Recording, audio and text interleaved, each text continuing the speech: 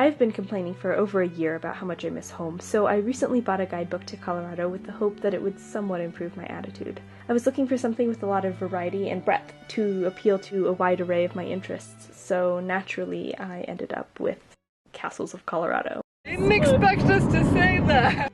I actually did buy one other guidebook as well, which I mentioned primarily because the author's attitude was delightfully pessimistic about nearly every single feature of the state, and the book had quite a few 1 to 1.5 star attractions. As you might imagine, we took enormous pleasure in quoting from it constantly. I wish we would have brought the other guidebook so we could discuss the content of the other guidebook. Featuring such entries as, "This is the world's largest pile of sand." We've known each other for a really long time. We decided to visit Glen Eyrie Castle because our strict castle criteria called for one that was open to the public, accepted reservations for high tea for fewer than 10 people per party, and allowed access to the grounds to people who were not actively participating in the ceremony of marriage. Also because the description reads, "The setting here is so spectacular, so fairy tale magnificent that the castle itself seems almost secondary." But mostly the marriage thing. Although most fairy tale castles in my imagination are pine-scented and wreathed with fog, this one really did feel like something out of the pages of a book because, well...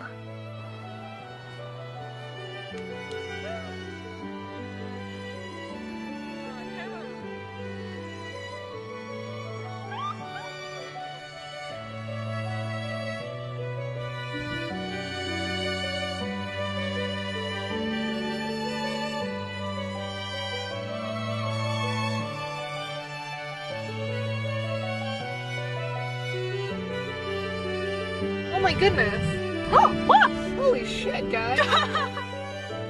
Hey, buddy!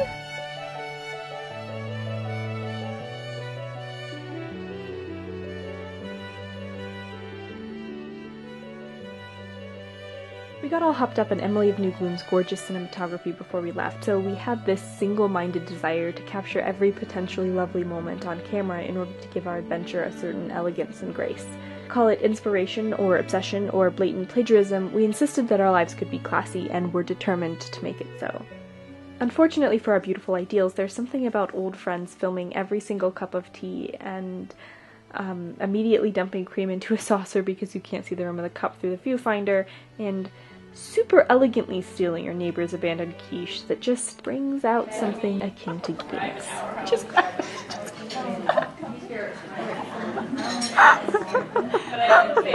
Make that definitely giddy and very far from classy. Why? I thought that was gonna help my stealth.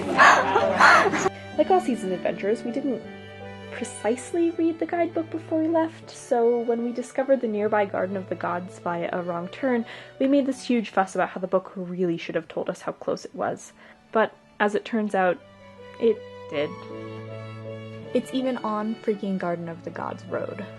The other guidebook gave Garden of the Gods like 3.5 stars or something, so we knew it had to be pretty amazing. It's no world's largest pile of sand, but... There's a guy rock climbing too. Really? Which I hear is not as dangerous as it looks if you know what you're doing. I quote from the guidebook. As you can tell, we weren't exactly prepared for a hiking type of adventure. My tea shoes! To my hiking shoes!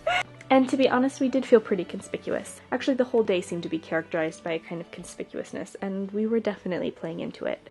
With the escalating hilarity of familiar jokes and interactions, and our obvious intention to share the entire experience on YouTube, everything felt just a bit exaggerated for effect. I feel like I'm gonna be fascinated by anything that happens.